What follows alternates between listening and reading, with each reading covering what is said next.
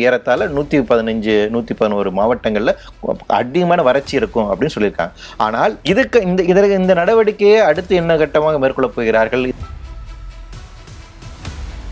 ஒட்டுமொத்த பூமியினுடைய temperature increase வந்து கடந்த 150 வருடங்கள் வந்து பார்த்தீங்கன்னா 1.5 டிகிரி செல்சியஸ் அளவுக்கு இன்க்ரீஸ் ஆயிருக்கு. இப்படி 1 டிகிரி செல்சியஸ் அளவுக்கு இன்க்ரீஸ் ஆகுன்னா 1 லட்சம் வருஷம் ஆகும். 1 லட்சம் வருஷத்துக்கு நிகழ வேண்டிய ஒரு நிகழ்வு 150 வருடங்கள் நடந்திருக்கு.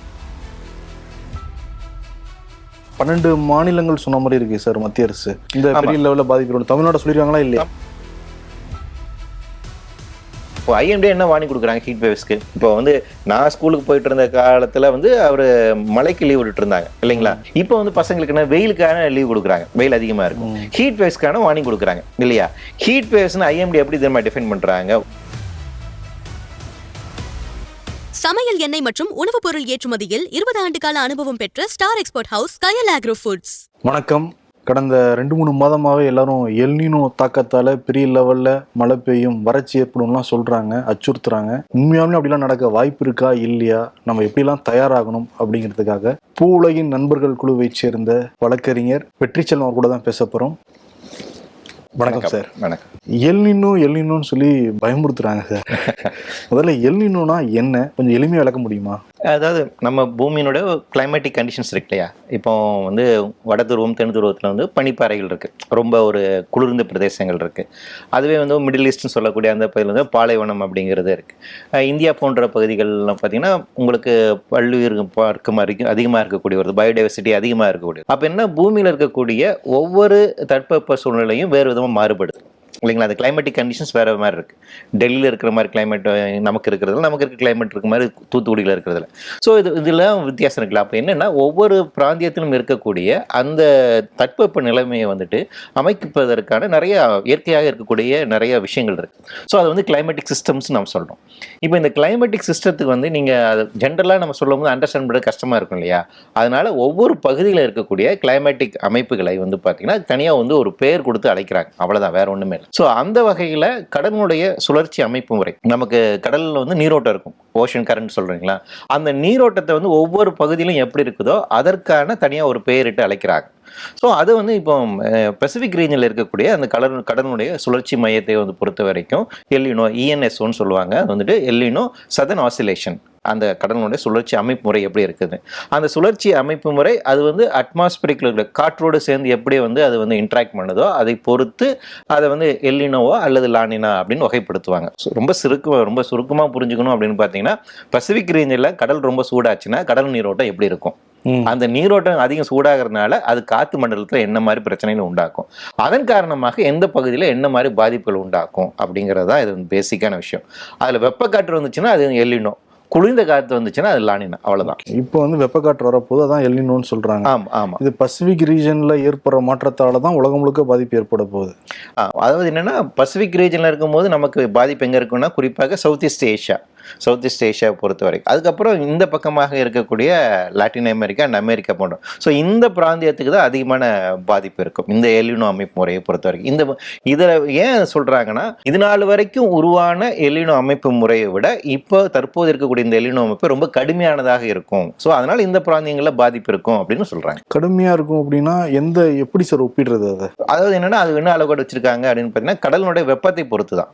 இப்போ கடல்ல அதிகம் உங்களுக்கு தெரியுங்களா, தண்ணி சுட வச்சா என்ன ஆகும், நீராவி ஆகும் இல்லையா? ஸோ அதனால பசிபிக் ரீஜனோட கடலோட வெப்பத்தன்மை அதிகமாக அதனுடைய நீரோட்டங்கள் மாறுது. அந்த நீரோட்டத்தின் தன்மை ஏற்படுற போது அட்மாஸ்பிரிக் சர்க்குலேஷன்ல மாறுபாடு ஏற்படுறது. ஸோ அப்போ இது வந்து ரொம்ப இது நாள் வரைக்கும் இல்லாத அளவுக்கு கடலினுடைய டெம்பரேச்சர் இன்க்ரீஸ் அதிகமாயிட்டு இருக்கு. ஸோ அந்த இன்க்ரீஸ் ஆகிறதுனுடைய காரணமாக அதிகமான எவாப்ரேஷன்ஸ் இருக்கும். ஸோ அதிகமான அட்மாஸ்பிரிக் சர்க்குலேஷன்ல மாற்றங்கள் நிகழும். அப்படி நிகழ்கின்ற போது அந்த காற்று ஓட்டங்கள் வந்து ரொம்ப வெப்ப காற்று அதிகமாக எடுத்துட்டு வரும். அப்படி எடுத்துட்டு வரும்போது இந்தியா உட்பட சவுத் ஈஸ்ட் ஏஷியாவில் நிறைய இடங்கள்ல வறட்சி உண்டாகுவதற்கான வாய்ப்பு இருக்குன்னு சொல்றாங்க. அதுவே இந்த பக்கம் அமெரிக்கா எடுத்துக்கிட்டீங்கன்னா, அங்கே வந்து சூறாவளி புயலை வந்து உண்டாக்கும் மழை வெள்ள பாதிப்பை உண்டாக்கும் அப்படின்னு சொல்றாங்க. இப்போ வெப்ப காற்றை எடுத்துட்டு வரும் நீங்க வந்து சொல்றீங்களா, கடந்த முறை எல்னினோ எப்போ ஏற்பட்டுச்சு? எல்னினோ வருடங்கள் நமக்கு நிறைய இருக்குது. அதாவது ஒரு 4 ஆண்டுகளுக்கு ஒரு முறை அல்லது 3 வருடங்களுக்கு ஒரு முறையாக எல்னினோ தொடர்ச்சி அப்படி வந்துட்டு இருக்கு. அந்த மாதிரி நம்ம பார்த்துட்டு இருக்கோம். ஆனா இப்போ உருவாயிருக்கிறது சூப்பர் எல்னினோன்னு பேர் சொல்றாங்க. ஸோ கடந்த 150 வருடங்கள்ல இப்படியான ஒரு எல்னினோ வந்து உருவானது இல்லை. கடந்த 150 வருஷத்துல இல்லாத ஒரு எல்னினோ இப்போ உருவாயிருக்கு. அதுதான் எல்னினோ. ஆமா, அதனாலதான் இதை சூப்பர் எல்னினோன்னு சொல்றாங்க. இப்ப 3 வருஷத்துக்கு ஒரு முறை உருவாகும்னா இப்ப 2023 உருவாயிருந்ததா? ஆமா, ஒரு நமக்கு 2-3 வருஷம் முன்னாடி 2014 வந்து எல்னினோ வருஷம் அப்படி வந்து நமக்கு பார்த்தீங்கன்னா ஒரு 2 வருஷத்துக்கு இருக்கும். அதாவது ஒரு எல்னினோ உருவாகுது அப்படின்னா இந்த அமைப்பு முறை ஏறத்தாழ 1 வருஷத்துக்கு அப்படி நீடிக்கும். 1லேருந்து 1.5 வருஷம் 2 வருஷம், சில நேரம் அது 4 வருஷம் வரைக்கும் இருக்கலாம். அதுக்கப்புறம் அது நியூட்ரல் ஃபேஸ்க்கு போயிருந்து சொல்லுவாங்க. அதுக்கப்புறம் லானினாவாக மாறும். இது வந்து ஒரு சுழற்சி முறை தான். ஸோ சுழற்சி முறையில் இது மாறிக்கொண்டே இருக்கும். எல்னினோ இருக்கும், அதுக்கப்புறம் நார்மல் ஃபேஸ்க்கு வரும், அதுக்கப்புறம் லானினாவாக மாறும், அதுக்கப்புறம் நார்மல் ஃபேஸ், அப்புறம் எல்னினோ அப்படின்னு வரும். அப்போ ஒரு 2 வருடங்கள் அல்லது 3 வருடங்கள் அப்படி தொடர்ச்சியாக இப்படி இருக்கும். அப்போ நமக்கு எந்த வருடங்கள் எல்னினோ இருக்குதோ அந்த வருடம் நமக்கு வறட்சி காலம் அப்படின்னு புரிந்து கொள்ளலாம். ஆனால் இப்போது உருவாகக்கூடிய இந்த எல்னினோங்கிறது இது நாள் வரைக்கும் இல்லாத அளவுக்கான கடுமையான வறட்சியை உண்டாக்கும் அப்படின்னு பேசுறாங்க. அதனாலதான் தாது பஞ்சத்தோடு ஒப்பிட்டது வந்து பேசுறாங்க. எவ்வளவு பர்சன்ட் சார், ஐ மீன் எவ்வளவு டிகிரி அதிகமாகலாம் வெயில் வழக்கத்தை விட? போன எல்னினோக்கு ஒரு ஆவரேஜா ஒரு வச்சிருப்பாங்கல்ல இவ்வளவு டிகிரி செல்சியஸ் இருந்துச்சு அப்படின்ட்டு. இந்த எல்னினோ சூப்பர் எல்னினோக்கு எவ்வளவு டிகிரி செல்சியஸ் அதிகமாகலாம்? இதை வந்து நீங்க எப்படி புரிஞ்சுக்கணும், நேரடியா வந்து இது வெயிலுடைய தன்மை வந்து அதிகரிக்குமா அப்படின்னு கேட்டீங்கன்னா வந்து எப்படின்னா வெயிலுடைய தன்மை அதிகரிப்பு இது காரணமா இருக்காது. வெயிலுடைய பாதிப்புகளை இது வந்து அதிகப்படுத்தும். நம்ம இன்டர்கனெக்டடா அப்படி புரிஞ்சுக்கணும். அது என்னன்னா இப்போ வந்து உங்களுக்கு வெயிலுடைய தன்மை தாக்கம் அதிகமா இருக்கிறதுக்கு அப்படின்னா அதுக்கு 2 விதமான காரணங்கள் இருக்கு. ஃபர்ஸ்ட் காரணம் வந்து என்னன்னா குளோபல் வார்மிங். பூமி வந்து பயங்கர வேகமா சூடாயிட்டு, அது ஒட்டுமொத்த பூமியை நான் வந்து சொல்றேன். ஒட்டுமொத்த பூமியினுடைய டெம்பரேச்சர் இன்க்ரீஸ் வந்து கடந்த 150 வருடங்கள் வந்து பாத்தீங்கன்னா 1.5 டிகிரி செல்சியஸ் அளவுக்கு இன்க்ரீஸ் ஆயிருக்கு. இப்படி 1 டிகிரி செல்சியஸ் அளவுக்கு இன்க்ரீஸ் ஆகுன்னா 1 லட்சம் வருஷம் ஆகும். 1 லட்சம் வருஷத்துக்கு நிகழ வேண்டிய ஒரு நிகழ்வு 150 வருடங்கள் நடந்திருக்கு. அப்போ பூமி ஒட்டுமொத்தமாக சூடாகி கொண்டு இருக்கு. அது கார்பன் அதிகமாக வெளியேற்றுவதன் காரணமாக நிகழக்கூடியது. சரி, இப்படி குளோபல் வார்மிங் நடக்கிறதுனால நமக்கு இப்போ வெயிலுடைய தாக்கம் அதிகமாக இருக்கு. அப்படி குளோபலாக 1 டிகிரி செல்சியஸ் இன்க்ரீஸ் ஆகுதுன்னா உங்களுக்கு சென்னையோட பாதிப்பு பார்த்தீங்கன்னா 3லேருந்து 4 டிகிரி செல்சியஸான இன்க்ரீஸ் வந்து அதிகமாகும். அப்படி இருக்கும் நமக்கான பிரச்சனை. 2வது இருக்கக்கூடிய பிரச்சனை என்னன்னா இங்க இருக்கக்கூடிய அர்பனைசேஷன், வெப்பத்தை வந்து உள்வாங்கி வச்சு, ஏன்னா சிமெண்ட் அண்ட் ஸ்டீல் தானே வீடு கட்டி வச்சிருக்கோம். அந்த வெப்பத்தை அப்ப இந்த தாக்கம் அதிகமா இருக்கும். இப்போ இந்த தாக்கத்தோடு அதிகமா இன்னும் கூடுதலா வெப்ப காற்று வருது. ஸோ வெளியில என்ன பண்ணுன்னா ஏற்கனவே உங்களுக்கு வெக்கையா இருக்கு, நைட்டு தூங்க முடியல, ஒரே புழுக்கமா இருக்கு இல்லைங்களா? இப்போ ஏன் வந்துட்டு மக்கள் வந்து மின்சாரம் கட்டாயினா உடனே வீதிக்கு வராங்க, ஏன்னா தூங்க முடியல, வீட்டுக்குள்ள இருக்க முடியல அவ்வளோங்களா?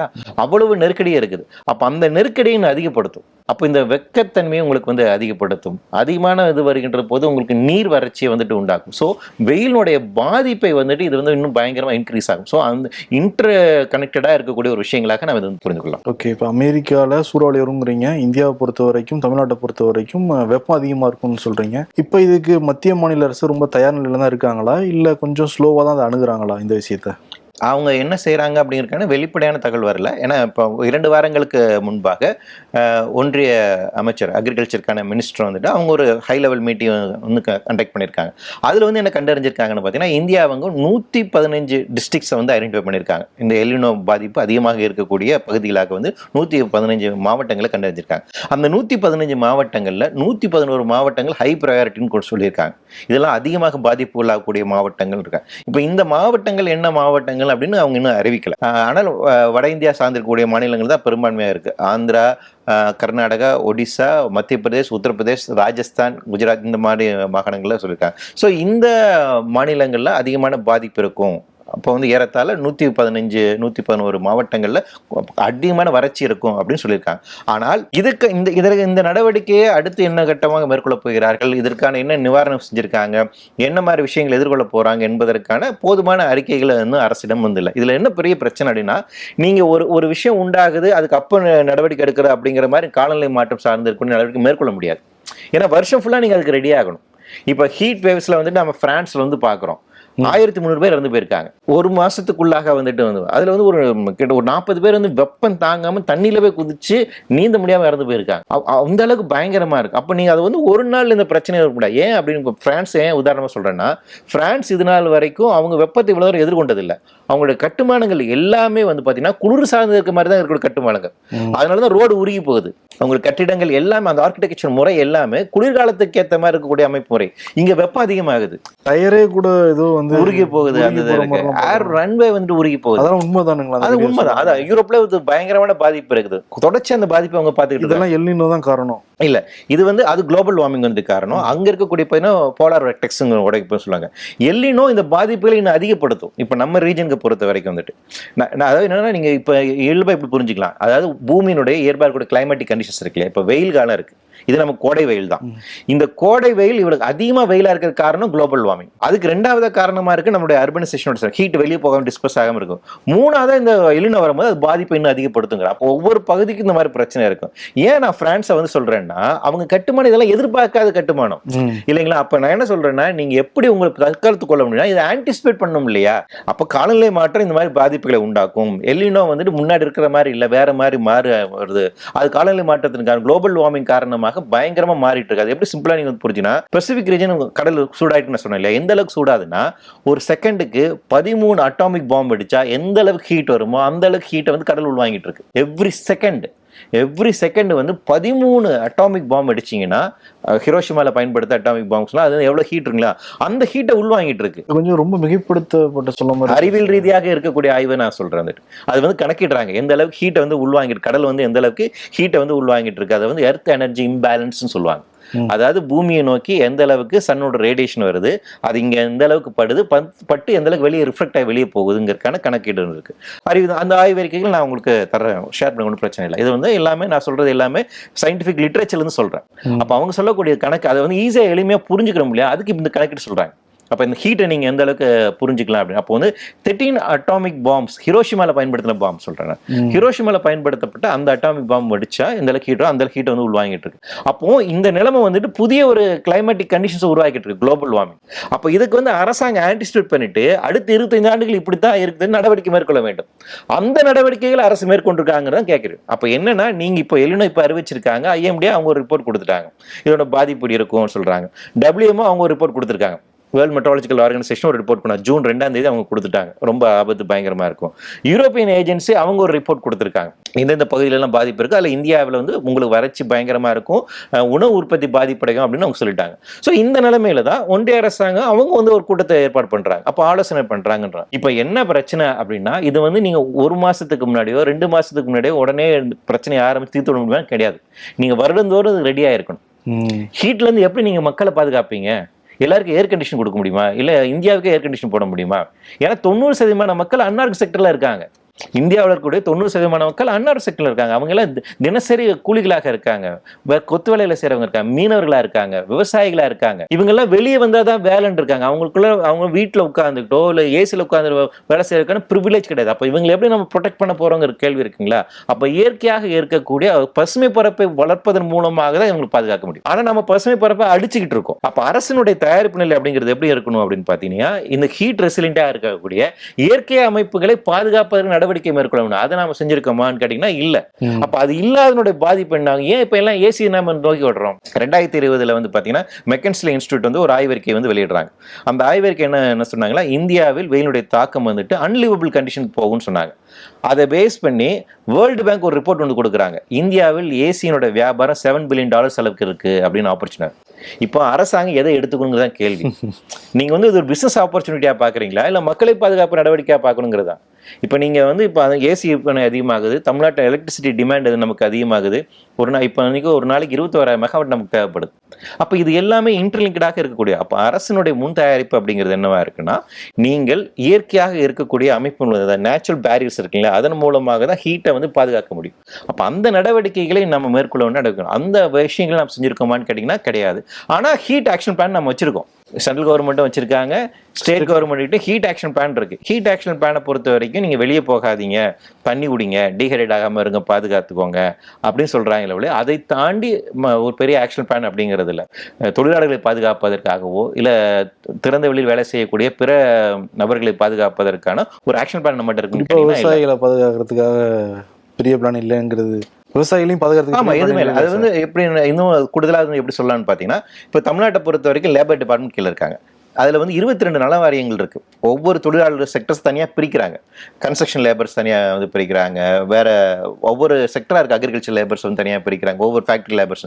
இவங்களுடைய பணியிட பாதுகாப்பு சூழல் இருக்குல்ல, அந்த ஒர்க் பிளேஸினுடைய ஹசார்டஸ் எந்த அளவுக்கு இருக்கணும். ஃபார் எக்ஸாம்பிள் வந்து இப்போ ஒரு செங்கல் சூழல் வேலை செய்யக்கூடிய தொழில்னு வச்சுக்கோங்க. அவர் ஆல்ரெடி வந்து செங்கல் சூழலில் வேலை செய்கிறார். அப்போ வெப்பத்துக்கு பக்கத்தில் இருப்பார், வெயில் அதிகமாக இருக்கு, இந்த வறட்சி காலம் தண்ணி அதிகமாக குடிக்காம இருக்கார். அப்போ இந்த அவரோட பாதிப்பு அதிகமாகும். ஒரு நம்ம மெட்ராஸ் மெடிக்கல் காலேஜ் வந்து ஒரு ஆய்வறிக்கை ஒன்று வெளியிட்டாங்க. தமிழகமும் இருக்கக்கூடிய விவசாயிகளுக்கு வந்துட்டு வெயிலின் காரணமாக எந்த அளவுக்கு கிட்னி பாதிப்பு ஏற்படுதுன்னு ஒரு ஆய்வு வெளியிட்டாங்க.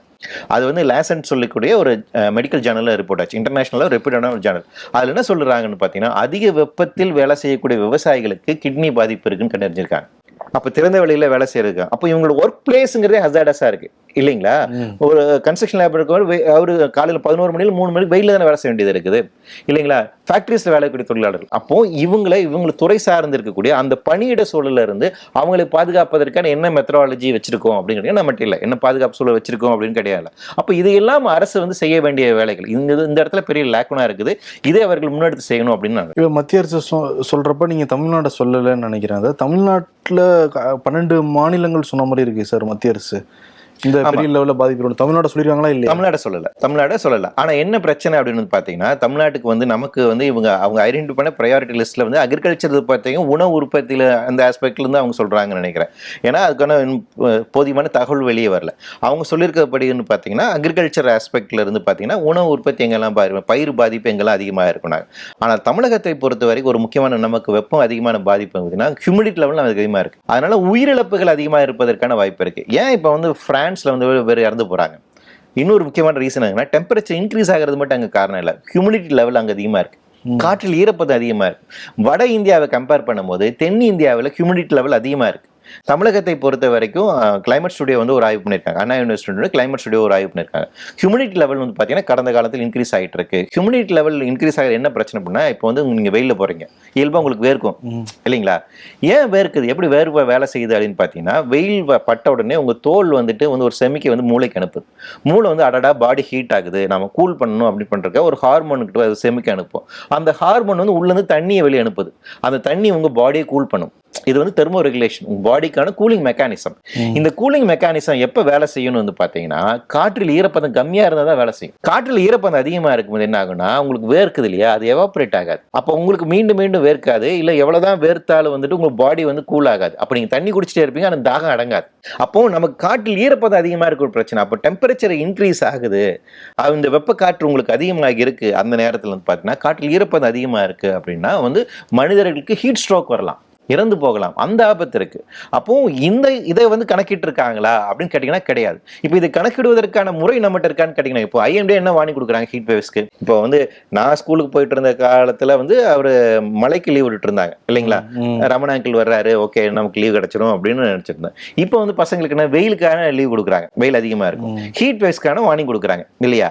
ஹீட் வேவ்ஸ்னு ஐஎம்டி எப்படி தெரியுமா டிஃபைன் பண்றாங்க? ஒரு பகுதியில் இப்போ சென்னை எடுத்துட்டீங்கன்னா மீனம்பாக்கம் அண்ட் நுங்கம்பாக்கம், இந்த 2 ஸ்டேஷன்ல வந்துட்டு தொடர்ச்சியாக 48 மணி நேரம் இயல்பான அளவை விட 5 டிகிரி செல்சியஸ் அதிகமாக இருந்தால் அது ஹீட் வேவ்ஸ். சென்னையினுடைய ஆம்பியன்ட் டெம்பரேச்சரும் 5 டிகிரி செல்சியஸ் அதிகமாக இருக்கும்.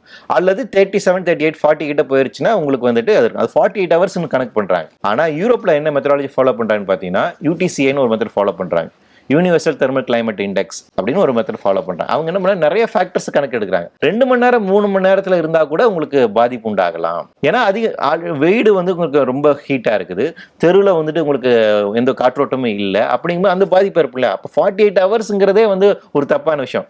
அதை ரொம்ப சிம்பிளா பண்ணீங்கன்னா, உங்க மொபைல் ஆப்ல வெதர் ஆப் இருக்கு. வெதர் ஆப் எடுத்து பார்த்தீங்கன்னா ஆக்சுவல் டெம்பரேச்சர் பார்த்தீங்கன்னா 34 டிகிரி செல்சியஸ் காட்டும்.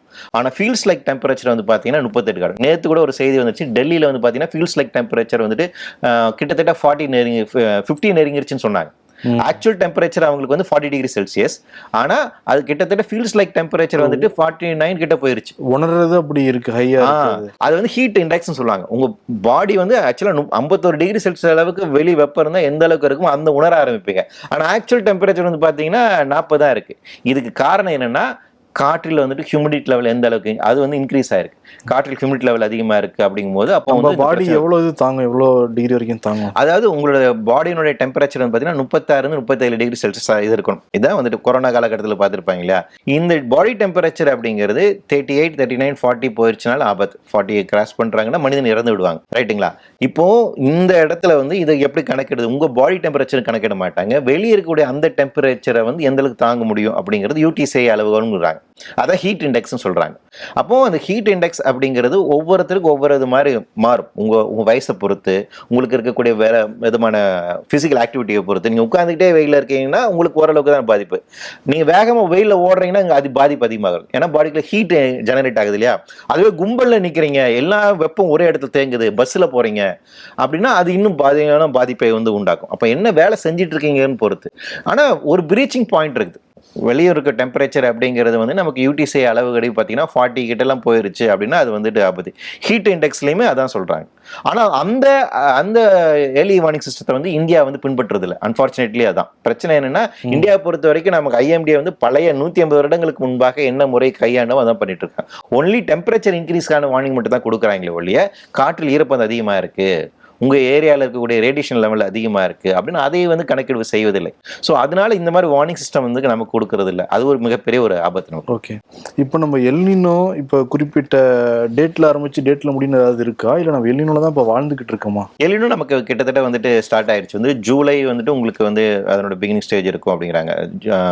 ஸோ அது வந்து அடுத்த மே மாசம் வரைக்கும் கண்டினியூ ஆகும்னு சொல்றாங்க. இப்போ இது நாள் வரைக்கும் இருக்கக்கூடிய WMOட ப்ரெடிக்ஷன் வந்து பாத்தீங்கன்னா அடுத்த மே வரைக்கும். எல்னினோவா இருந்தாலும் ஒரு வருஷம் தான் நீடிக்க போகுது. ஆமா ஆமா ஆமா. ஸோ உங்க ஜூலைல இருந்துட்டு ஜூலை ஆகஸ்ட்ல ஆரம்பிச்சு அடுத்த மாசம் அடுத்த வருஷம் மே மாசம் வரைக்கும் இருப்பதற்கான வாய்ப்பு இருக்கு அப்படின்னு தான் WMO சொல்லியிருக்காங்க. இப்போ நமக்கு வறட்சி ஏற்படும், வெப்பம் அதிகமாகுங்கிறீங்க. உச்சபட்ச வெயிலுங்கிறது எந்த மாசத்துல ஏற்படலாம் தமிழ்நாட்டில்?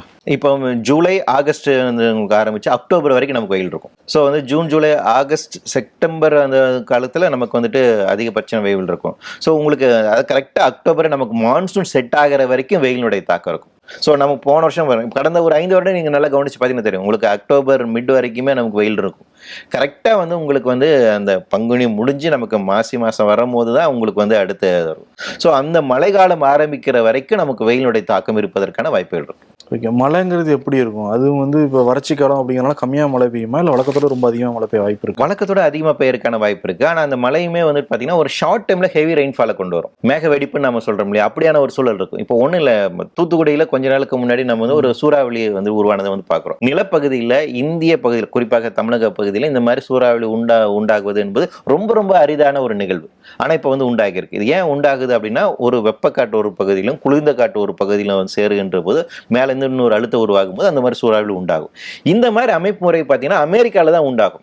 அமெரிக்காவினுடைய கிளைமேட்டிக் கண்டிஷன்ஸ் அப்படி இருக்கு. ஆனா இங்க தமிழகத்துல உண்டாகுது அப்படின்னா வெப்பத்தினுடைய தன்மை மாறி இருக்கு, காற்றினுடைய ஓட்டத்தினுடைய தன்மை மாறி இருக்கு நம்ம வந்து புரிஞ்சுக்கலாம். ஸோ அப்போ அந்த மாதிரி சேஞ்சஸ் இருக்கு. அந்த மாதிரி தான் மழையினுடைய தன்மையும் மாறி இருக்கு. மழை அப்படிங்கிறது நமக்கு மான்சூனுங்கிறது 3 மாசம் நிறுத்தி நிதானமா பெய்யும் இல்லையா, இனிமேல் அது கிடையாது. அது லாஸ்ட் 5 இயர்ஸாவே நம்ம பார்க்குறோம். அப்படி அது கம்ப்ளீட்டா வந்து போயிருச்சு. இந்த டைம்ல நமக்கு என்ன எதிர்பார்க்குறாங்கன்னா அர்பன் ஃப்ளட்டிங் இருக்கலாம்னு சொல்றாங்க.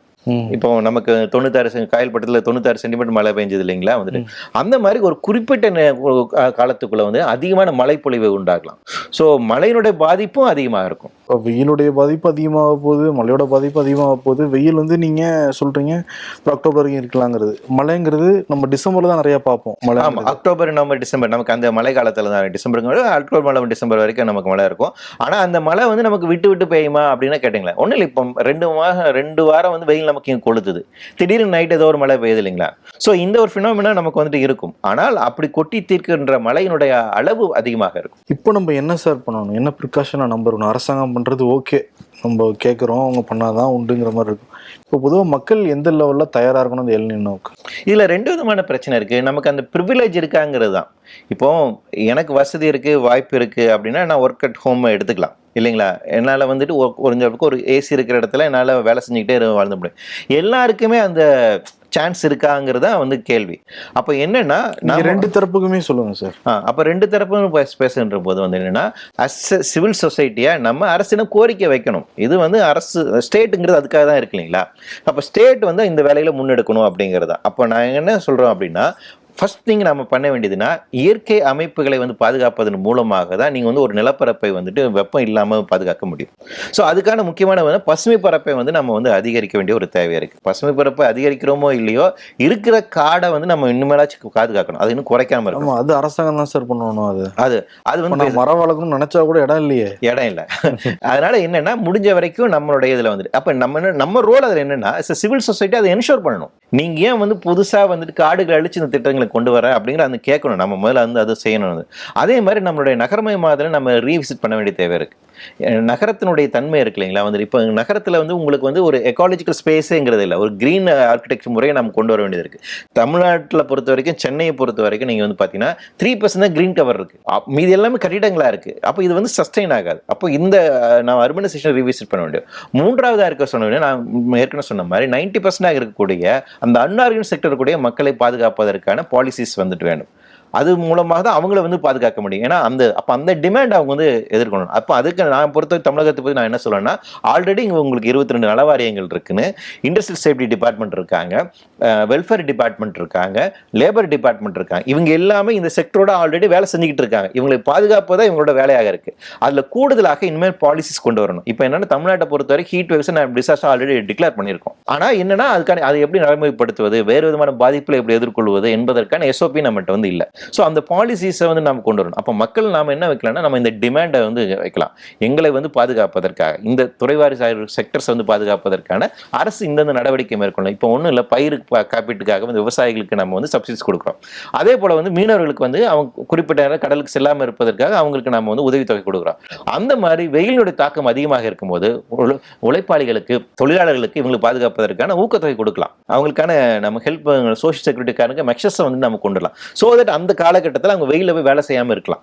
ஸோ அப்போ எந்த காலத்தில் வெயிலுடைய பாதிப்பு அதிகமாக இருக்கும் என்பதை கண்டறிந்து இந்த காலகட்டத்தில் நீங்கள் வீட்டிலே இருக்கலாம், இந்த மணிக்கு நீங்கள் வேலைக்கு போனால் போதும், உங்களுக்கு அந்த நேரத்தில் ஏற்படக்கூடிய பாதிப்புக்கு அரசு நாங்கள் இழப்பீடு கொடுக்குறோம் அப்படிங்கிற நடவடிக்கை. அப்போ அதன் மூலமாக தான் நீங்கள் உயிர்களை வந்து பாதுகாப்பு. அப்போ இந்த டிமாண்டை வந்து நம்ம வைக்க வேண்டிய ஒரு தேவை இருக்கு.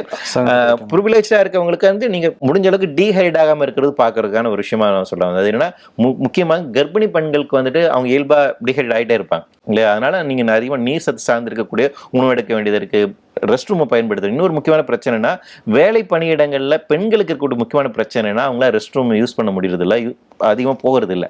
அது ஒரு மிகப்பெரிய பிரச்சனையாக இருக்குது. அது அவங்களுக்கு மிகப்பெரிய ஒரு பாதிப்பை உண்டாக்கும். ஸோ வெயிலை பொறுத்த வரைக்கும் என்னென்னா தண்ணி அதிகமாக எடுத்துக்கணும், ஷேடோவில் இருக்கணும், அண்ட் ரெஸ்ட் ரூம் யூஸ் பண்ணுறது. ஸோ இந்த பேசிக்கான விஷயங்கள் இருக்குது. இதை வந்து ஓரளவுக்கு அவங்க பாதுகாக்கிட்டாங்கன்னா அவங்க பாதுகாக்க. ஓகே, அரசாங்கத்துக்கும் சொல்லியிருக்கீங்க, பொதுவாக மக்களுக்கும் சொல்லியிருக்கீங்க. மீனவர்கள், விவசாயிகள் எந்த அளவுக்கு பாதிப்பு சந்திக்கலாம்? விவசாயிகள் பொறுத்த வரைக்கும் கடுமையான பாதிப்பு 2 விதத்தில். ஒன்று வந்து விவசாயத்தினுடைய அந்த ஃபுட் ப்ரொடக்ஷன்லேயே இருக்கக்கூடிய பயிர்களுக்கு கருகி போவதோ அல்லது அதில் அந்த வறட்சியில் ஏற்படும் பாதிப்புகள் அது அதிகமாக இருக்கும். ஸோ அது வந்து அவங்களுக்கு இரட்டை பாதிப்பை உண்டாகும். ஒன்று அவங்க வெயிலில் வேலை செய்ய வேண்டிய சூழல் உண்டாகும், 2வது உற்பத்தியிலும் பாதிப்பு இருக்கும். மீனவர்கள் பொறுத்த வரைக்கும் அவங்க வெயிலினுடைய தாக்கம் வந்து அதிகமாக இருக்கும். ஸோ அந்த பாதிப்பையும் வந்து அவங்க எதிர்கொள்ள போகிறாங்க. அதை தாண்டி அதிகமாக இன்னொரு கன்ஸ்ட்ரக்ஷன் லேபர்ஸ் வந்து இன்னும் பெரிய ஒரு பிரச்சனை இருப்பாங்க. செங்கல் சூளையில் வேலை செய்யக்கூடிய தொழிலாளர்கள். ஓஷனில் ரொம்ப ஹீட் அதிகமாக வரதுனால அங்கே இருக்கிற மீனுக்கெல்லாம் பெரிய பாதிப்பு இருக்காதா? மைக்ரேட் ஆகும், மீன்கள் வந்துட்டு மைக்ரேட் ஆகும், அது வந்து இருக்குது. ஆனால் இதில் இன்னொரு முக்கியமான விஷயம் என்னென்னா, உங்களுக்கு எந்தெந்த பகுதியில் இருக்கக்கூடிய மீன்கள் அப்படிங்கிறது ஒன்று இருக்குது. மேலே இருக்கக்கூடியது, நடுப்பகுதியில் இருக்கிறது, தரைப்பகுதியில் இருக்குது, இந்த மாதிரி இருக்குது. ஸோ அப்போ அந்த மைக்ரேட்டிங் பாத் வந்துட்டு உங்களுக்கு வந்துட்டு மாறும். அப்போ மீன்கள் வந்து அதிகமாக வெப்பம் இருக்கும்போது இன்னொரு முக்கியமான பிரச்சனை உங்களுக்கு கடலில் இருக்கக்கூடிய அமிலத்தன்மை மாறுறது அப்படிங்கிறது ஒன்று இருக்குது. ஸோ அது ஒரு பாதிப்பை உண்டாக்கலாம். அதாவது pH வேல்யூ வந்துட்டு மாறுது அப்படின்னா அது வந்து பாதிப்பை உண்டாக்கலாம். அப்போ சில நேரங்கள் நம்ம பார்க்குறோம் இல்லையா, மீன்கள்லாம் செத்து போகுது அப்படிங்கிற மாதிரி இருக்கும். இப்போ கடலுடைய அமிலத்தன்மையும் வந்து மாறிட்டு இருக்கு. ஸோ இதெல்லாம் என்ன மாதிரி ரியாக்ஷன்ஸை உண்டாக்கும் அப்படின்னா, பொதுவாக மீனுடைய வரத்து வந்து இதனால நேரடியாக குறையுமா அப்படின்னா அதுக்கான பாசிபிலிட்டிஸ் ரொம்ப கம்மி தான். ஏன்னா இது பசிபிக் ரீஜன் தான் அதிகமாக சூடாகிட்டு இருக்கு. இப்போ bay of Bengal, Indian ocean இங்கேயும் சூடாகிட்டு இருக்கு அப்படின்னு வச்சுக்கோங்களேன். ஸோ அப்போ அந்த பகுதியில் இருக்க அது இயல்பாக சூடாகிட்டு இருக்கு. அப்போ அந்த பகுதியில் இருக்கக்கூடிய உங்களுக்கு மீன்கள் வேற இடத்துல மைக்ரேட் ஆகுவதற்கான வாய்ப்புகள், அந்த மாதிரி விஷயங்கள் நடக்கிறதுக்கான வாய்ப்பு. ஆனால் இந்த எல்லினோடைய தாக்கம் வந்து மீன்கள் இந்த மாதிரி இடத்துல டைரக்டாக இருக்குமான்னு கேட்டிங்கன்னா அந்த அளவுக்கு இருப்பதற்கான வாய்ப்புகள் இல்லை. இப்போ பெரிய பாதிப்பு வரப்போகுது, நம்ம தயார் நிலையில் இருந்துக்கணும், அரசாங்கம் நிறைய ஸ்டெப்ஸ் எடுக்கணும் நீங்கள் வந்து சொல்கிறீங்க.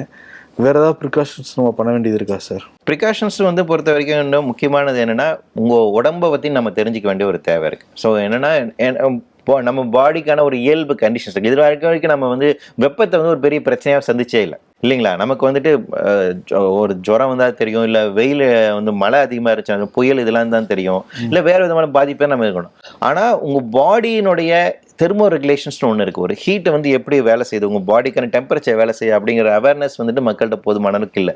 அதை வந்து பேசிக்காக நம்ம வந்து பண்ணலாம். அப்போது எவ்வளோ மணி நேரம் வெயில் இருந்தால் நம்ம உடம்பு தாங்குது அப்படிங்கிறது அந்த ஒரு புரிதல் நமக்கு வந்துட்டு அது குறித்தான ஒரு அறிவியல் ரீதியான கூட புரிதல் நமக்கு வந்துட்டு இயல்பாக நமக்கு தேவை. அதை நம்ம வளர்த்துக் கொள்ள வேண்டிய ஒரு தேவை இருக்குது. ஏன் அப்படின்னா மாறி வருகின்ற சூழலுக்கு ஏற்ப நம்ம தகவல் கொள்வது அப்படிங்கிறது தான் நமக்கு முக்கியமான விஷயம். இந்த மாதிரி குளோபல் வார்மிங்கை பொறுத்த வரைக்கும் இந்த விஷயங்களை உங்களால் தடுத்து நிறுத்த முடியுமா அப்படின்னு கேட்டிங்கன்னா முடியாது. ஏன்னா அது பாதிப்பு ரொம்ப அந்த அளவுக்கு போயிட்டு இருக்கு.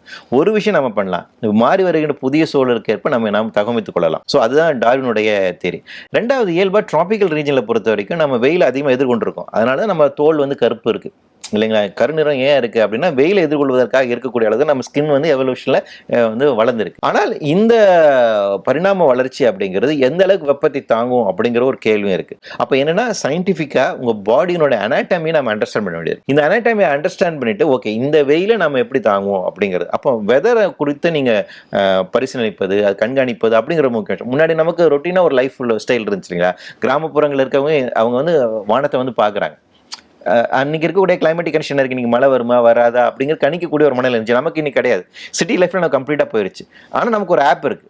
அப்போ குறைஞ்சபட்சம் இன்னைக்கு என்ன கண்டிஷன்ஸ் வெதர் கண்டிஷன் என்ன இருக்குது, வெயில் எனக்கு என்னவா இருக்க போகுது அப்படி தெரிஞ்சுக்கோங்க. அப்போ அதன் அடிப்படையில் இருந்து ஓகே இவ்வளோ டைம் நம்ம வேலை செய்யலாமா, இங்கே வெளியே போகலாமா வேண்டாமா, அதன் அடிப்படையில் முடிவு செய்வதற்கான இருக்குல்ல. ஸோ இந்த மாதிரி இருக்கிற நம்முடைய அறிவியல் ரீதியாக இருக்கக்கூடிய புரிதலை வளர்த்துக் கொள்வதன் மூலமாக இந்த பாதிப்புலேருந்து நம்ம வந்து ஓரளவுக்கு பாதுகாப்பதற்கான ஒரு வாய்ப்பு இருக்குது. ஓகே சார், சிறப்பு எல்னினோ பற்றி அதை தாக்கத்தை பற்றி உங்கள் எப்படிலாம் அந்த சவாலை எதிர்கொள்ளணுங்கிறத பற்றி டீட்டெயிலாக வந்து சொன்னீங்க.